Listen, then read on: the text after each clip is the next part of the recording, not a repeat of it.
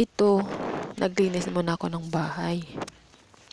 Katatapos ko lang naglinis ng malaking bahay. Pag-uwi ko, bahay ko naman ang linisin ko.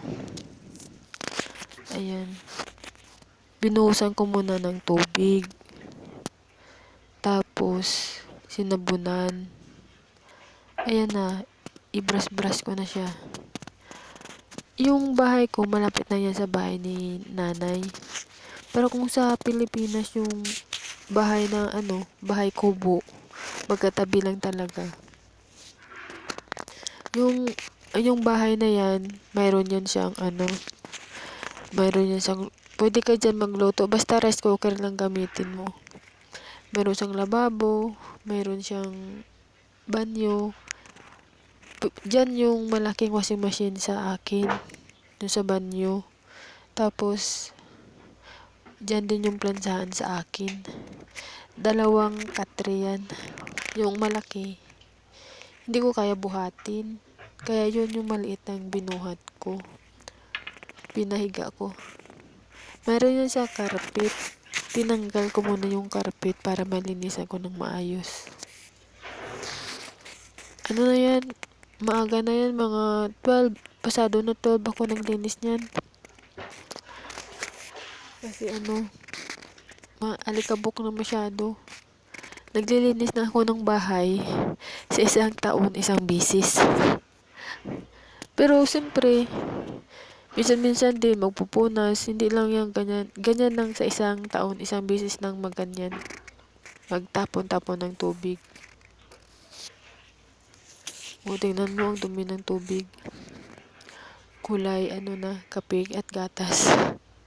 Kulang na lang asukal para sa igopin. O, grabe talaga ako maglinis. Sa bahay ko talaga, naka-uniform ba talaga ako maglinis. Ganyan talaga ako ka-loyal sa trabaho ko. Yung trabaho ko, lang, akala mo, tingnan mo, pagod-pagod ako. Hindi in-enjoy ko talaga yung trabaho ko pagkagaya niyan. Gusto ko magtrabaho ng ganyan. Maglinis ng matubig. Yan, yung tubig na yan, pinapapunta ko yun sa banyo. Kasi hindi na pwede makalabas dun sa labas. Yung labasan na talaga, banyo na talaga. Diyan na part, sobrang daming dumi, tingnan mo. Kasi nakita mo yung itim, dun yung pumapasok yung alikabok. Sobrang alikabok kasi dito. Hindi kasi umuulan. Puro na lang alikabok, init.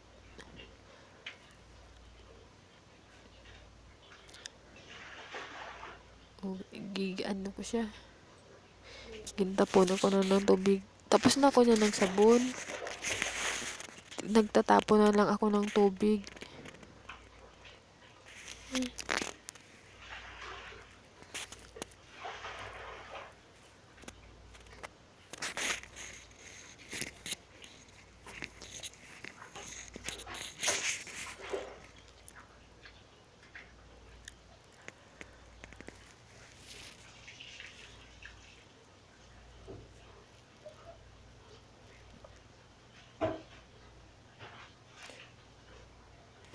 Ayan.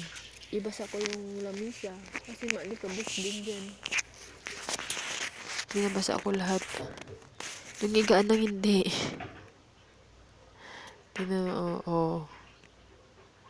Dandahan lang kasi mabasa yung mga doon. Yung mga ilalim ng higaan. Pag mabasa yung ilalim ng higaan, ay nalang baka maanay siya. Kaya dinadandahan ko lang. Ayan inaabot ko yung pagtanggal ng tubig. Tapos sige, pinagtanggalin ko na yung mga tubig. Ayan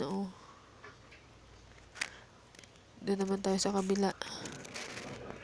Kasi marami doon nag-stock na tubig Kasi yung iba kasi yun yung papunta sana pa ilalim, hindi yan pumupunta dyan sa may dumadaan sa may pintuan yung tubig. Doon talaga doon sa sulok. Sulok doon medyo malalim pa ilalim doon. Kaya doon nag-iipon yung tubig. Dyan oh. Diba marami pa rin makuha.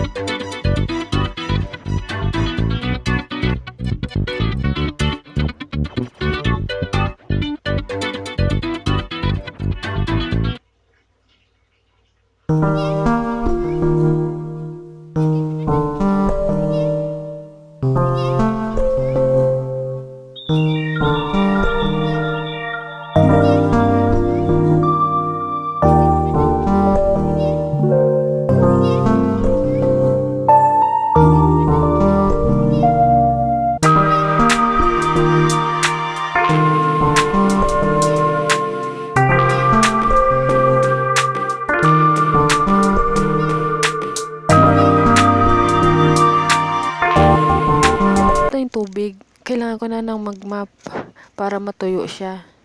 Para ilagay ko na yung carpet na tinanggal ko kanina. Ayan oh. Magkaan naman yan, mga 10 kilo siguro lang man yan. Oh. Yakang-yaka ko na yan oh. Iiwan ko muna ang tsinelas ko para yung carpet malinis. Ayan. Magbabrush. Maghanap ako mamaya ng brush. Kung saan ko yun nilagay yung brush kanina. Hila-hilain ko muna siya. Hanapin natin yung brush. Lipat muna tayo ng mga upuan, kung ano-ano, para maging okay mamaya pag mag-brush na tayo.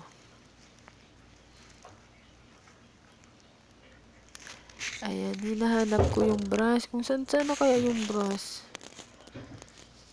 Tinitingnan ko doon sa likod ng pintuan. Hindi ko rin mahanap. Doon sa may plastic doon. Wala akong mahanap. Punta ko na doon sa isang higaan. Ayan, pabalik-balik ako. Hindi ko talaga mahanap yung brush. Ayan, na nakita ko na magsimula na akong mag-brush. Pero yung pintuan, hayaan mo lang dyan. Nakasara konti. Okay lang yan. Ayan. Sabi ko, ano kaya yung kunin ko? Nakalimutan ko na. Ito na lang muna, sabi ko. Yung pala yung kunin ko, yun.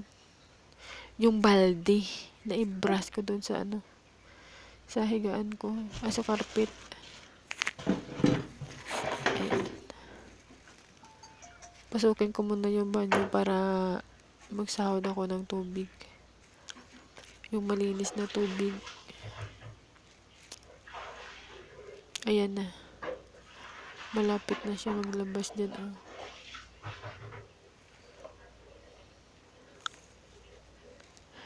Diba? Binili ko ng carpet. Okay na sana yan.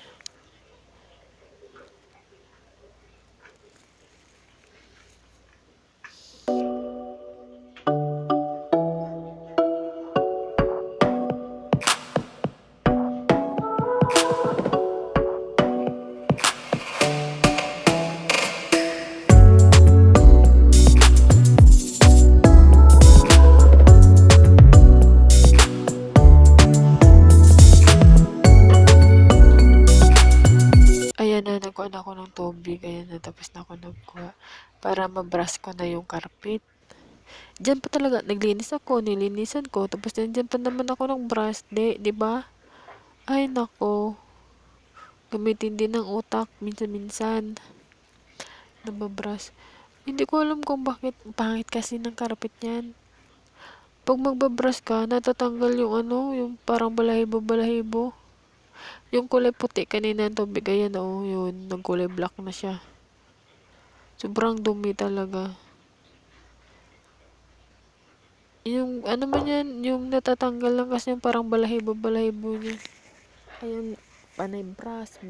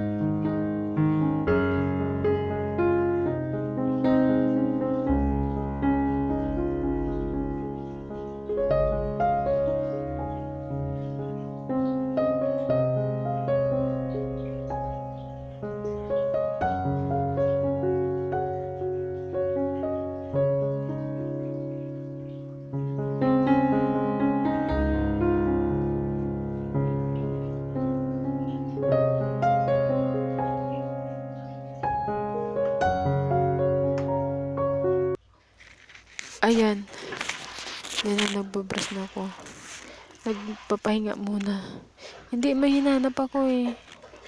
Yung kung paano ko. Oh, tingnan mo, sobrang dumi. Duming-dumi talaga.